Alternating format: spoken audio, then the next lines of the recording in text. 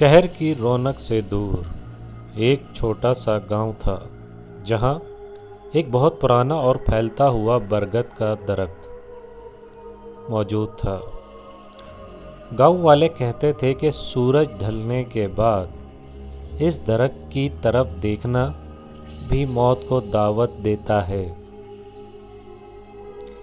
ایک رات ارشد نام کا ایک لڑکا جو ان باتوں پر یقین نہیں رکھتا تھا،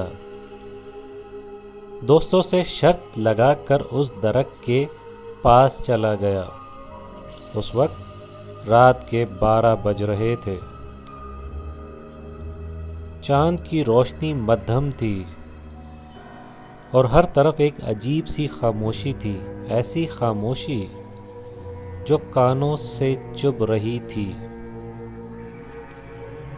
ارشد نے درخت کے پاس پہنچ کر ایک تصویر کھینچی اور واپس مڑنے لگا، لیکن اچانک اسے محسوس ہوا کہ اس کی شرٹ کی آستین کو کسی نے ہلکا سا کھینچا ہے۔ اس نے پیچھے مڑ کر دیکھا،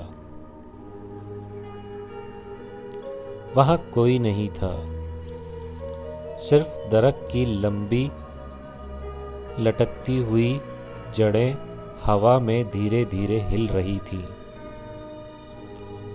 اس نے سوچا شاید ہوا ہوگی، مگر جیسے ہی وہ اگلا قدم بڑھنے لگا، اسے اپنے کان کے پاس ایک بھاری اور ٹھنڈی سانس محسوس ہوئی۔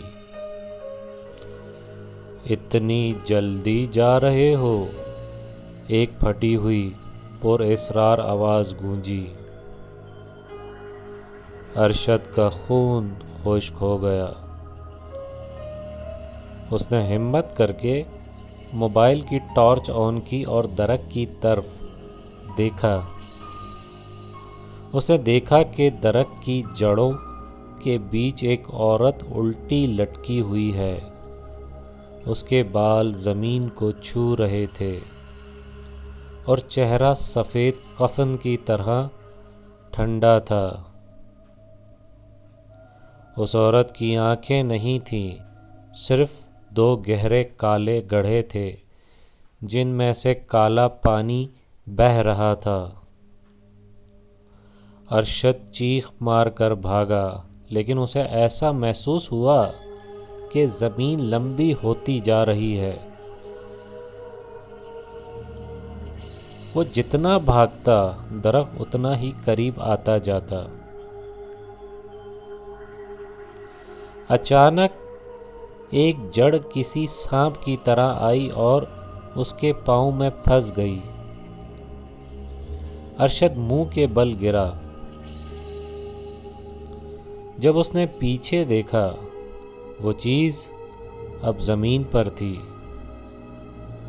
اور رینگتی ہوئی اس کی طرف آ رہی تھی۔ اس کی ہڈیاں ٹوٹنے کی چٹ چٹ آواز صاف سنائی دے رہی تھی۔ ارشد نے رونا شروع کر دیا، مجھے معاف کر دو، مجھے جانے دو۔ وہ عورت اس کے بالکل اوپر آ گئی۔ اس کے منہ سے سڑے ہوئے گوشت کی بدبو آ رہی تھی۔ اس نے اپنا ٹھنڈا ہاتھ ارشد کے گلے پر رکھا اور مسکرائی۔ اس کے دانت نوکیلے اور پیلے تھے۔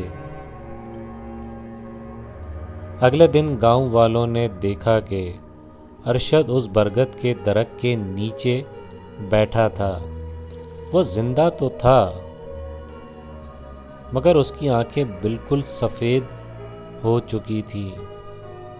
وہ کسی سے بات نہیں کرتا تھا،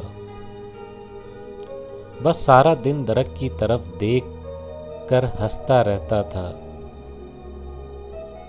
لوگ کہتے ہیں کہ ارشد کی روح اس رات وہاں قید ہو گئی تھی، اور اب جو بیٹھا ہے وہ ارشد نہیں ہے، کچھ اور ہے۔ دوستو، ایک مشورہ ہے، اگر آپ بھی رات باہر نکلیں اور کسی پرانے درخت کے پاس سے گزریں تو پیچھے مڑ کر مت دیکھیں، شاید کوئی آپ کا انتظار کر رہا ہو۔